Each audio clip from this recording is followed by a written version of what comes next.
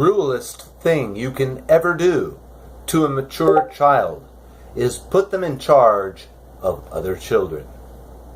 Thank you for watching, everyone. Yes, I am a little drunk. Just thought I'd let you know that. I know some of you may be repulsed by that. Others of you may be entertained by that. So, for the pleasure of both groups, please allow me.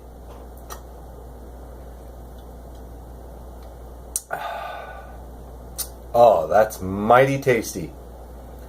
It's nice and hoppy and dry, which is just the way I like my hoppy beers. Dry, crisp, refreshing. I don't like a wet, soggy beer.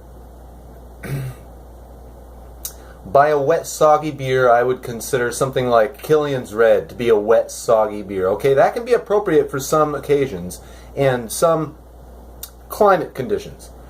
But for right now, I prefer a dry, ever so slightly citrusy, very hoppy beer.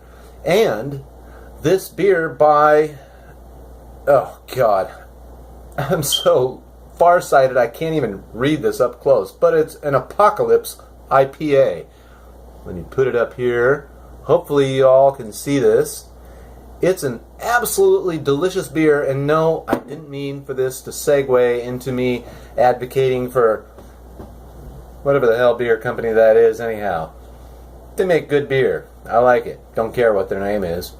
Anyhow, when I was a kid, I happened to be the oldest child around.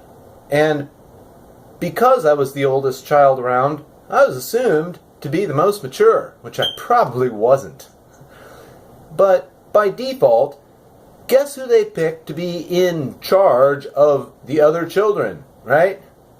And I hated that. You know why? Because I quickly came to discover that any time I was put in charge of other children without having the merit or the respect that comes before being placed in charge of other people's decisions and activities, I was met with nothing but resentment.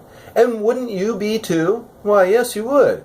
If you've ever been a child and have somebody who you don't respect and who you don't know be suddenly placed in charge of you and over your decisions, wouldn't you feel resentful too? Why, yes, you would. Well, I want you to think about the macrocosm and the microcosm of things. Yes, this is how I philosophize when I'm slightly tipsy. Look at the political environment today, especially in the Democratic Party. Let me direct your attention to a one Alexandria Ocasio-Cortez, a nincompoop female, a complete ignoramus, and a child who imagines that she knows everything and is everyone's better. And she deigns to tell you and me how to live our lives. And apparently, within 12 years, we're going to have to completely change everything in order to save the planet? Oh, no, wait. Achieve equity?